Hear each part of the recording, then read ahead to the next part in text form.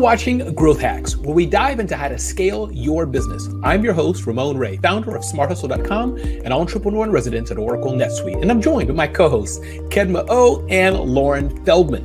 Kedma is a small business coach and author of Target Funding, and she's online at KedmaOugh.com. And Loren Feldman is the founder of the 21 Hats podcast and the 21 Hats Morning Report, all available at 21hats.com. Kedma, I hope you are well and doing fantastic today. How are you? I'm doing great and so excited to be here. And glad to have you. Thanks for joining us again. Loren Feldman, how are you, man? I'm doing great. Thanks for having me here, Ramon. Good. I hope your week has been well and pleasant. It's been great. Good. Glad to hear that. Listen, thank you all for joining us today. We're in for a great show all about funding. You have a great business idea and you've decided to take the plunge into starting your company. But the question is, where do you start? Businesses, unfortunately, or fortunately, don't run on air. You need one really important thing, and that's funding. And that's what we're going to dive in today, and we're going to discuss a few things. One, different funding sources that are available for startups and small businesses alike. How to know which funding sources are right for your business, because all funding sources are not the same. And ultimately, how to go about getting the right funding for your business, and whether you're bootstrapping or you're ready to have a venture capitalist. Speaking of a VC, we'll be joined today by Los Angeles-based venture capitalist Mark Mullen, who will walk us through the VC funding process and give us tips, aka growth hacks, you like that, right? On how to secure your own VC funding and even how to get his backing. That's going to be cool. So why don't we dive into that? Kedma, I'm going to throw the ball first to you because you are the author of the book, Target Funding. So how much better to have a great person like you here with us today. Talk to us about what you've seen over the years and months as you've worked with business owners, Kedma. There are different types of funding for different types of businesses. Can you just at a high level break through some of that bootstrapping, crowdfunding, angel, VC? What does all this mean, Kedma? Wow, this is so near and dear to me. First of all, couple of things. There are a tremendous amount of funding, and trying to figure out the right one is key. So to your point, there is bootstrapping, there is angel investors, there is venture capitalists, there is SBA. We just got off with PPP and EIDL. And what's really important is before you run out and say, I need funding, is to really understand each funding source. There's also a whole sort of grants available, and people don't even understand that. There's government grants, there's licensing opportunities. So I would say that there is a plethora of funding sources, but you really have to understand which source makes the most sense for you at the time that you're considering that source. Got it. So what I'm hearing, Kedma, is that one is not necessarily right or wrong. First, who are you and what works as a perfect match for you? Kind of like a marriage. Does that make sense? 1000%. I mean, that's actually how I reverse engineered finding money. I think sometimes, when you're in the worst position is when you can figure out how to find the money. For me, unfortunately, I had to file bankruptcy many years ago, and it was the best decision because I had no choice. I had to figure it out. I had to figure out how to find the money. And it was through that moment, to your point, Ramon, what I figured out was that every single funding source has variables, and those variables are unique to you. That means those variables could be actually in your geographic location. It could be where you're located. It could be based on your demographic, whether you identify as an African American, whether you're a woman-owned business, whether you're a veteran-owned, LGBTQ. It could also be the stage of the business, whether you're in research development or you're at a later stage. So there are so many variables. So I would say the marriage is you find the variables that are right for you, and then you can find the right funding source. I love that. Loren, listen, you talk to businesses just about every week in your amazing podcast yourself who are going through what I understand, but correct me if I'm wrong, different stages of this. Some, because I listen to it, are self-funded. Some are like, no, I'm going to bootstrap it myself. Some are like, yeah, give me all the bank lines of credit, which is a different type of funding. And some are looking for venture capitalist funding, investor funding. Talk to us from your perspective, Loren, as you talk to businesses all the time. What are you seeing that kind of matches with what Kedma is saying? How should we go about thinking of this? Because as Kedma said, Loren, it's not one size fits all. Absolutely not. What are you seeing?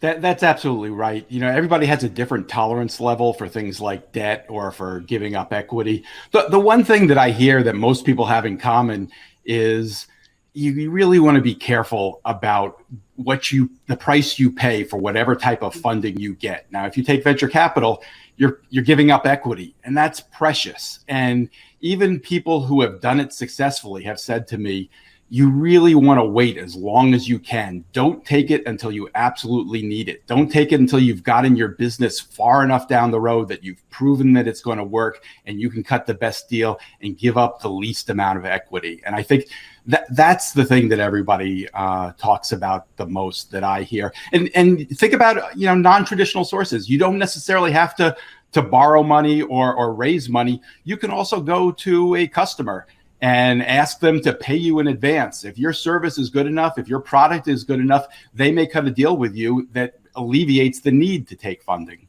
Yeah, and it seems to me, Loren, but we can chat about this and bring Kedma in as well, but we'll talk to Mark in a few minutes when he comes on the show. But that it seems that venture capital funding, investor funding is really for those startups, many who are NetSuite clients, right? Who want to scale big and be billion-dollar companies because they need that infusion at the beginning. But it seems that many of the smaller businesses, maybe they have a broader set of options. I could be wrong. Mark would tell us, but Loren, let me turn back to you first. What do you think about that? Am I on the right track or am I off base?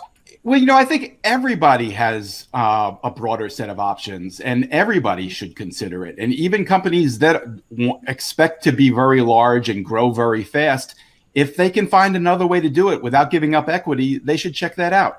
Now, of course, some companies just aren't going to be able to do what they want to do without raising venture capital. And those are the companies that should do it. But understand, that's a tiny percentage of the businesses out there. Good point. Kedma, what have you found? What have you found, or what can we find in the pages of your book, in fact, Target Funding, about the aspect, particularly venture capital funding? Give us some things we should understand, and maybe some people want to seek out and they're listening to us and say, hey, I think venture capital funding is right for me. What are some things we can learn from you? Yeah, I think venture capital makes sense depending on the stage of your business and what your business is. I think a lot of times as companies are growing, they are looking at angel investors. I don't have a problem with a position for equity because you're exchanging that for connections and for time and for relationships, and that all costs money. I also want to be very clear that depending on where you go for venture capital or angel investment, it may be a niche. For example, I am an investor for two agencies. One is Pipeline Angels. It's only for women investing in women. The other one is TBD. We still don't know what our name is. We like to say to be determined. But our focus is really at a little bit earlier stage, but it has to be innovative, new technology, something that's going to have a patent behind it. So what's most important is before you run out and say, I need the money, you have to do the research on that venture capital firm. Does it make sense? Do I want to actually connect with them? That is a part. It is like a marriage. And the last thing you want to do is get into a marriage with someone that you're thinking, oh my gosh, this is not going to work out. Yeah, I think it's a good point. Loren, Kedma said something that was very interesting, and feel free to talk about anything else you want to talk. But one thing I want to get your thoughts on, Loren, here is that Kedma just said, it is a marriage. And so it's not just the startup or the business owner begging or seeking money, but the investor as well. So meaning it's a match, as she said. Is that what you're finding as you're talking to business owners? Is not just one-sided, but I have to make sure that I like you. You have to make sure you like and I'm a fit for me, that both have to be in sync to have the best chance for success. Does that make sense, Loren? Absolutely. As Kedma said, one of the things you're getting if you do take investment capital is you want to get expertise from somebody who knows what they're doing. So you want to make sure they have expertise in the right area. But the other thing you want to make sure you're aligned on is what their expectations are. When do they expect to get their money back? What's their timeline? Does that fit with your timeline? That's a really key piece of alignment. And again, I think it's so important to consider all the options. Crowdfunding is a great example. I mean, one of the great things about crowdfunding is it can be as good for marketing your business as it is for financing it. It's a way to get your name out there, to get people to try whatever it is you're creating. That's important too. Absolutely. Well, listen, Loren and Kedma, we have someone coming on the line with us soon. Next few seconds, and maybe he'll invest in me, Loren. Maybe he'll invest in you, Kedma. Who wouldn't invest in you, Ramon? You know what? We'll see what happens. But Mark Mullen, happy to have you here. We bring him on deck to share with us his insights all about venture capital. It's a highly sought after. It makes top headlines. We see that every day, but only a small percentage of small businesses actually get funding from a venture capitalist. So here to break it down is LA-based VC Mark Mullen. Mark, welcome. I hope you're well. How's your day been so far? It's great. Thanks for asking me to join. This has been a great conversation already, just listening to everybody, and I'm looking forward to to talking to you all. Indeed. And Loren and Kedma, we're going to see with anticipation if we've been on the right track or not. And just to give a few props for Mark, he's a co-founder of Bonfire Ventures, a fund dedicated to investing in early stage B2B startups. So Mark, we're excited to have you and definitely meet my colleagues, Loren and Kedma. Mark, take a few seconds and please tell us a little bit about yourself personally and about Bonfire Ventures. What's that all about so we can get to know you a bit? Sure. Well, I'll try to keep it short. As you get older, there seems to be a longer path. But I was very lucky. I after college, I worked for a few years in the financial district, and then I went and got an MBA in international finance, and then was subsequently hired by a very famous entrepreneur who's since passed. But he was known as the father of cable TV, and he was very early in that business, starting in 1953. And had built and owned companies and assets across the U.S. and wanted to expand internationally. And he needed somebody like me who was young and not tied down and could speak some languages and was willing to go anywhere to actually try and find opportunities outside of the U.S. So that set me off on a 20-year career of living in Paris and London, New York City, Los Angeles. We were both an investment bank, so I worked a lot on M&A and raising capital for companies. And we were also investors in quite a few assets. So I had a chance to work in 30 different countries, which plays into some of my skill set in terms of being a venture capitalist and how to work with people. But I had a very lucky run. We sold all the assets and we sold the company. And I finally left the company in 2010 and took a year and a half off and worked for the city of LA. I was chief operating officer of the city of LA. It was my attempt to give back. That was a really hard task. It was probably harder than any job I've had, but it was a unique situation, unique opportunity. And I wasn't really an LA resident. We had just moved here. My wife was born and raised here, but I didn't have that connection to Los Angeles. So I didn't really know much about it. And you want to know how to get to know the city is to become a senior part of the staff that runs the city. And I learned a lot. And I also learned how massive the opportunity was here and how little venture capital was in Southern California at the time. It's grown a lot like it has across the United States and across the world, but there was a little bit of venture capital. So when I finished up my stint, I immediately went into venture capital. I had been investing in companies for the prior 15 years, all over the place. And I really wanted to focus on investing in Southern California. And I really wanted to focus on B2B technology companies, meaning business to business. There's some great companies out here. There's incredible entertainment and creative talent in Southern California, building companies, Snap, et cetera. You can name a bunch of them. I wanted to focus on more of the technology companies because I thought there was an opportunity to make a difference in those, or to actually a competitive opportunity. And so raised the first fund in 2012. Fast forward, we've now raised 5 funds. We invest in about, that we now as a team of 7 people. We invest all over the country. Now it's not just in Southern California. And we invest about 100 to 125 million every 2.5 years, and we keep rotating. And so we've been really lucky to be part of this whole cloud infrastructure, mobile growth that's been going on in the world. And we were there early, and we continue to be in that space. Wow, I have so many questions I want to ask you, but one question just to get to know you even a little bit more, Mark. I'm curious, you said you speak several languages. 2 I identified, New Yorker and British. What other languages do you speak? New Yorker, British, French, and a little Spanish. And also, I grew up in Colorado, so I have a little Colorado in me. Very nice. I don't know if Kedma or Loren. The other language is actually called BS. I love it. We all speak a little bit of that. I speak quite a bit of it some days. Mark, one big question, and then I definitely invite Kedma and Loren to fire in and join in as we educate the Growth Hacks audience today about venture capital funding. Who is a great fit in general, at the broadest level, if you can, for a venture capital? And who would you say, Frank or Ramon, you know what, this type of company, either they don't need us or they're not a fit? If that's a fair question, feel free to rephrase it. Can you help guide us along that path? Well, it's you've already touched a little bit on the different opportunities and options Loren and Kedma did, and that's true. There is no one perfect size, one shoe fits all sizes. And what I used to say, and I guess I still do, which is every company was a startup. Oracle was a startup. Ford Motor was a startup. The nail salon down the street was a startup. At one point, every company started as an idea. And 95 to 90 companies never took venture capital. And somehow they made it, and here we are, right? There have been companies that have taken venture capital, like Oracle, for example, a long time ago. But they're not every company is suitable or should be taking venture capital, because there is quite a bit of focus on growth at all costs, aggressiveness, equity, giving up equity ownership early in venture capital. Where we're trying to buy in the very early stages, 10 to 15% of companies. And so there are a lot of different ways to build your company without actually using venture capital. And the old way was to actually have a profitable business. The old way was to have a customer that paid you, and you were able to make money off that payment and continue to grow that way.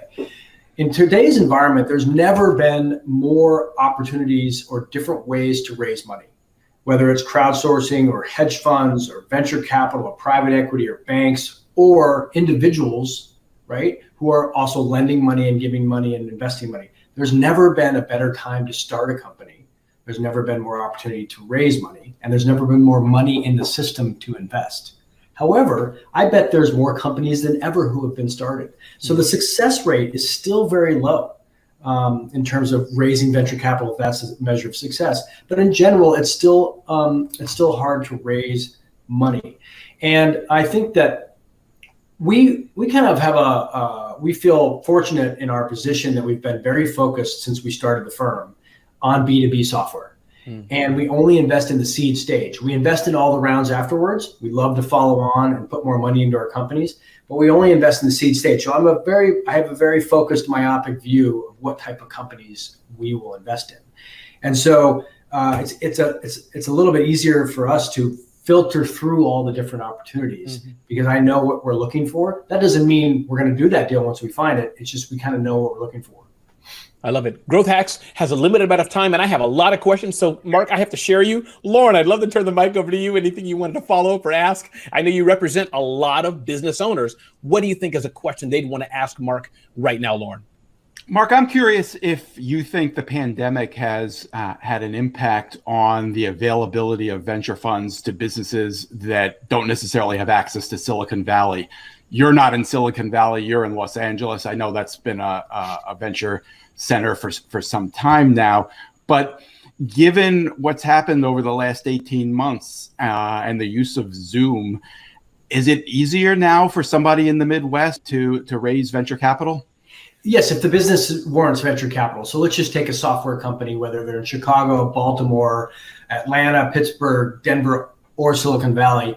There's never been more opportunity for those other markets than there is right now. We ourselves, we've done deals in those cities where we were less able to do those in prior years. And it's not like we were really unable to do it. It's just that we didn't think that was, you didn't have the access and the acceptance from both sides that this could actually happen.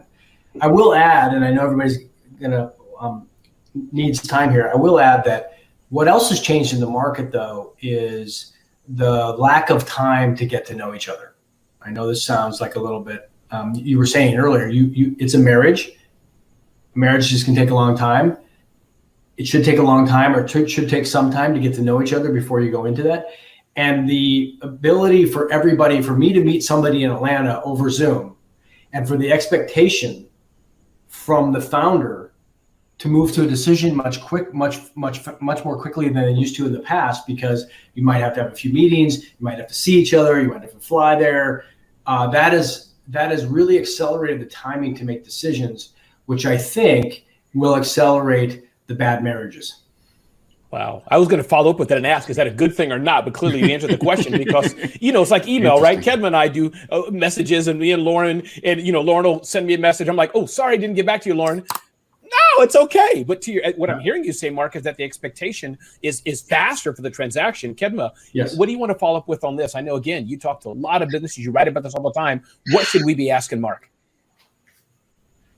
Well, I feel like I have Mark's language. I'm a New Yorker. I lived in Colorado. I get where he's coming from. Well, first thing we want to do is step back, and because what I heard from Mark was very clear. He's looking for a certain type of company. And what we want to identify is that we have investors who have thesis, right? Their thesis is really what drives what they want want to invest in. My thesis is pretty simple. I either focus on any technology or business related to social changes, educational changes, or finance. That's it. So if you come to me for anything else, I may refer you, but I'm probably not going to invest because it's outside of my comfort zone. The second thing I heard from Mark loud and clear is that seed capital. And we have to remember that, it's really rare that a venture capitalist is just going to come in and say, oh my goodness, Ramon, we're about to give you $67 million. Thank you so much for showing up.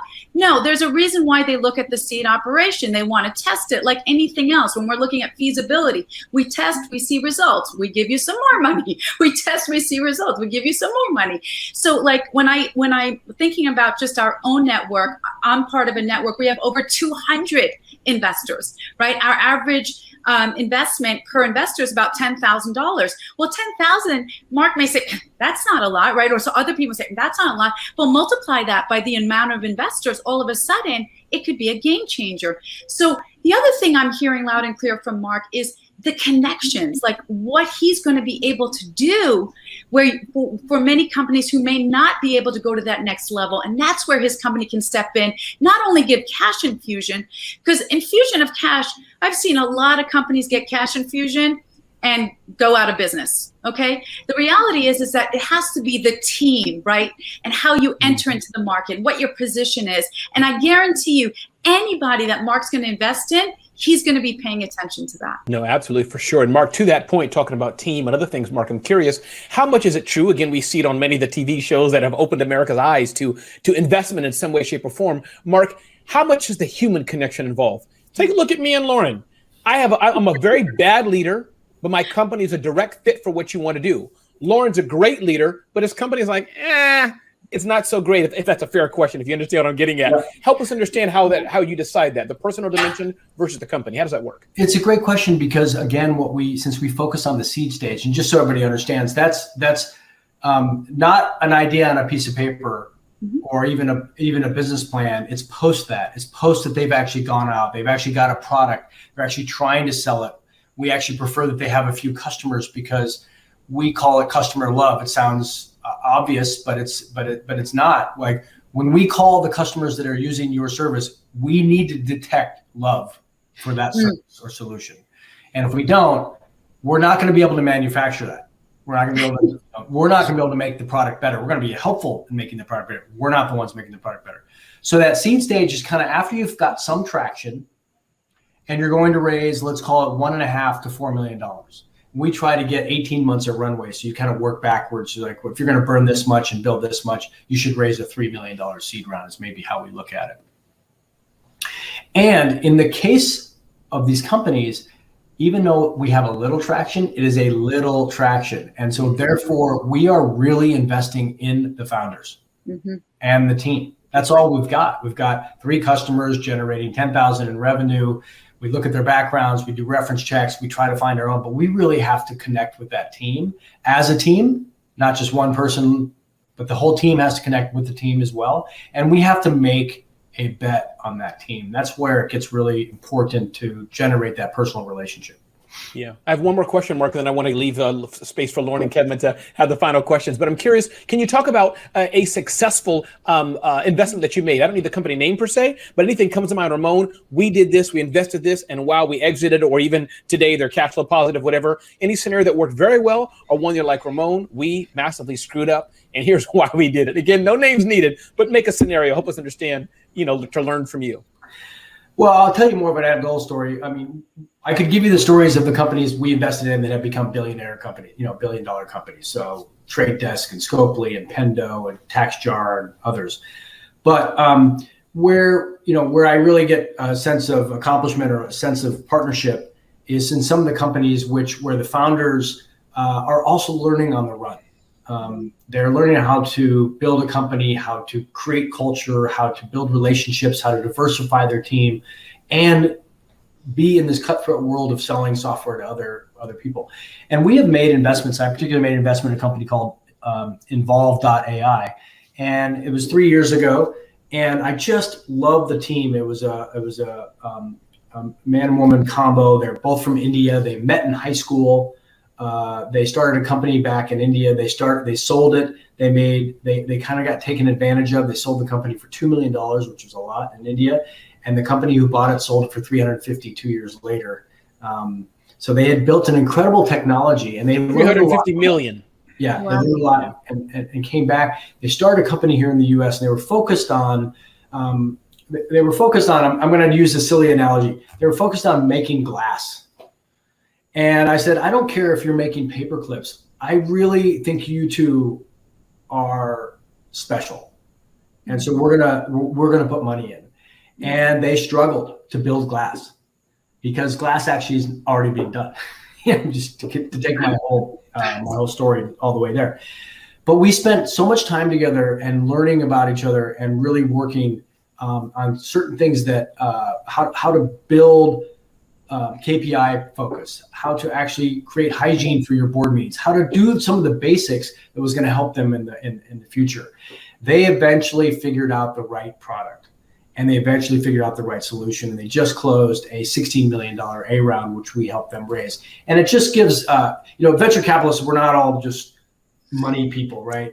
We are relationship people. And because, again, Bonfire is so focused on the seed stage, we have to have these relationships with people that we only invest in things we actually are interested in and want them to win, right? Wow. And so that's just an example of something where we stayed with that company. We stayed with them because we believed in the people all the way through to where we are today.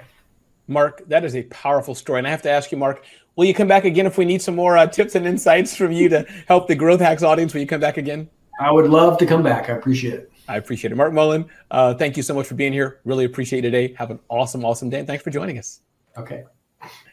Kedma and Loren, that was absolutely amazing. I frankly wish Loren and Kedma that we had, 400 more minutes. Loren, what did you think?